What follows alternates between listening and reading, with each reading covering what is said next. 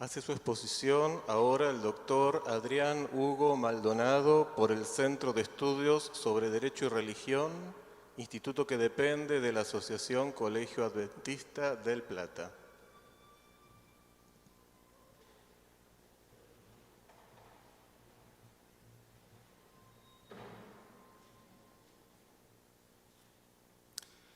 Señores ministros, en nuestra opinión, el caso tiene importantes implicancias constitucionales que entendemos que hasta el momento no habían sido suficientemente advertidas.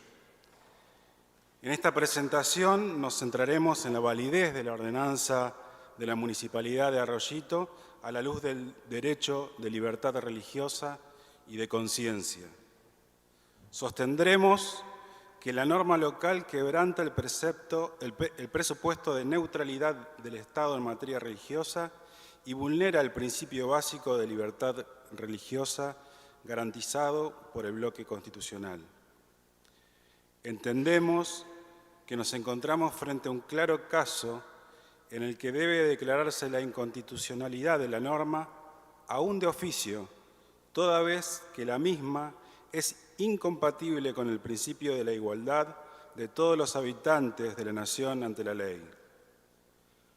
La ordenanza forma parte de un tipo de normas que, en honor a la simplicidad, llamaremos leyes dominicales, consistentes en la imposición del descanso dominical obligatorio con fundamentos total o parcialmente religiosos, lo que constituye una discriminación irreconciliable con el actual sistema de derechos diseñados por los tratados internacionales de derechos humanos. Existe en el derecho comparado una frondosa doctrina y abundante jurisprudencia en torno a la cuestión de las leyes dominicales, siendo consideradas un ejemplo clásico de normas que afectan a un tiempo a las relaciones Iglesia-Estado y al libre ejercicio de la religión. Como se dijo, desde que el emperador Constantino promulgara la primera ley dominical, resulta claro que esta legislación es religiosa tanto en origen como en propósito. Conforme lo ha expresado con elocuencia el Justice Douglas de la Corte Suprema de Estados Unidos, la pretendida racionalización no religiosa de las leyes dominicales es transparentemente falsa, ya que las mismas tuvieron y tienen sus raíces en fuentes religiosas. No cabe duda de que la ordenanza que aquí se analiza tiene una clara motivación religiosa. En los considerandos se citan conceptos del Papa Francisco sobre el descanso dominical y expresamente se invoca la autoridad de la Iglesia Católica en Córdoba. Vale la pena señalar que la ordenanza municipal cuestionada ha encontrado inspiración en un proyecto de ley nacional de descanso dominical obligatorio promovido por la Confederación Argentina de la Mediana Empresa, CAME, que al ver frustrados sus esfuerzos a nivel nacional, encabezó una cruzada para instalar el asunto en la mayoría de las provincias de la República Argentina. El objetivo declarado es la recuperación del descanso dominical. Los promotores sostienen la obligatoriedad, afirmando que el domingo es el día dedicado al Señor y que ello responde a la tradición compartida por la mayoría de los miembros de la sociedad, implicando que las mayorías tendrían derecho a imponer sus prácticas a las minorías, negando la pluralidad existente en la sociedad argentina y desconociendo los derechos individuales y de las minorías. En los mismos fundamentos del proyecto impulsado por CAME, que sirviera de modelo tanto para las leyes de las provincias de La Pampa y Santa Fe, como las ordenanzas de medio centenar de localidades a lo largo del país, incluida la ciudad de Arroyito, se afirma que el Estado debe garantizar al trabajador un digno descanso semanal, pero no cualquier día, sino el día del Señor, el domingo. Parece más acertado lo sostenido por el Tribunal Europeo de Derechos Humanos al enfatizar el rol del Estado como organizador neutral e imparcial del ejercicio de varias religiones, fes y creencias, y considerar que el deber del Estado de neutralidad e imparcialidad es incompatible con cualquier poder de parte del Estado para establecer la legitimidad de creencias religiosas y que ello requiere que el Estado asegure la mutua tolerancia entre grupos opuestos. Imponer la observancia de un día semanal de descanso obligatorio con fundamento en los dogmas de una o varias religiones será siempre incompatible con la neutralidad del Estado en asuntos religiosos. Ahora, incluso si la Corte entendiese que las leyes dominicales no persiguen motivaciones religiosas, todavía debería considerar los efectos que estas leyes producen sobre la igualdad y la libertad religiosa. En particular, ha de considerarse el impacto desproporcionado que las leyes dominicales tienen sobre las personas cuya creencia religiosa les demanda guardar un día distinto del domingo. En este sentido, la ordenanza objetada limita severamente la posibilidad de los guardadores del sábado, por lo común judíos y adventistas del séptimo día, de observar su día de reposo sin violar la ley y sin sufrir por ello una fuerte desventaja económica al afectar su actividad comercial o laboral.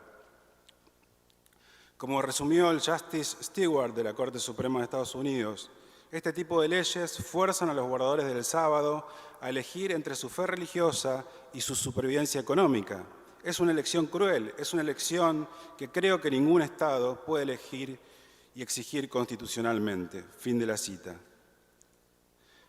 Pero antes del efecto económico hay otro, más importante. Para los observadores del sábado como día de reposo, su origen se remonta al relato bíblico de la creación. El reposo supone sobre todo el cumplimiento del cuarto mandamiento de la ley de Dios, que comprende tanto la orden de trabajar los primeros 6 días de la semana como de descansar el séptimo día. Por ello, este día se configura como día de culto en el que se abstienen de toda actividad secular desde la puesta del sol del viernes hasta la puesta del sol del día sábado. Comprender esto permite valorar con mayor precisión el impacto simbólico que tienen las leyes dominicales, pues aunque el legislador consiga divorciar el descanso dominical de su historia religiosa, los miembros de las minorías referidas no pueden hacerlo. La ordenanza municipal cuestionada afecta de manera perjudicial a este grupo de personas y vulnera su derecho a la igualdad y la no discriminación. El relator especial de libertad de religión o de creencias de Naciones Unidas lo explica del siguiente modo. Mientras que los adherentes de las religiones mayoritarias generalmente no encuentran grandes problemas cuando tratan de combinar sus obligaciones laborales con la celebración de sus fiestas religiosas, la situación de las minorías religiosas o de creencias puede ser mucho más complicada. Pueden surgir problemas adicionales para las personas que sienten la obligación religiosa de no trabajar en días específicos durante la semana. Por ejemplo, algunos judíos y adventistas del séptimo día han perdido su trabajo como resultado de su negativa a trabajar los sábados. Mientras que en la superficie, tales regulaciones pueden afectar a todos, en la práctica imponen cargas desproporcionadas para los miembros de las minorías religiosas o de creencias. Fin de la cita y concluyo. En nuestra opinión, la norma cuestionada se funda en un dogma religioso imponiendo coactivamente un precepto de una confesión particular, por lo cual quebranta la neutralidad del Estado en materia religiosa. Le quedó un minuto, doctor. Genera un efecto adverso desproporcionado sobre los integrantes de ciertas minorías religiosas, vulnerando el principio de igualdad ante la ley. Al imponer un día específico de descanso, limita en la práctica el derecho de observar días de descanso de conformidad con los preceptos de una religión o convicción y, por lo tanto, conculca el derecho de libertad religiosa. Creemos, como lo sostuvo la Corte Suprema de Canadá al anular la denominada Ley del Día del Señor, que una sociedad verdaderamente libre es aquella que puede acomodar una amplia variedad de creencias, diversidad de gustos y actividades, costumbres y códigos de conducta. Una sociedad libre es aquella que apunta a la igualdad con respecto al disfrute de las libertades fundamentales. Muchas gracias. Gracias, doctor.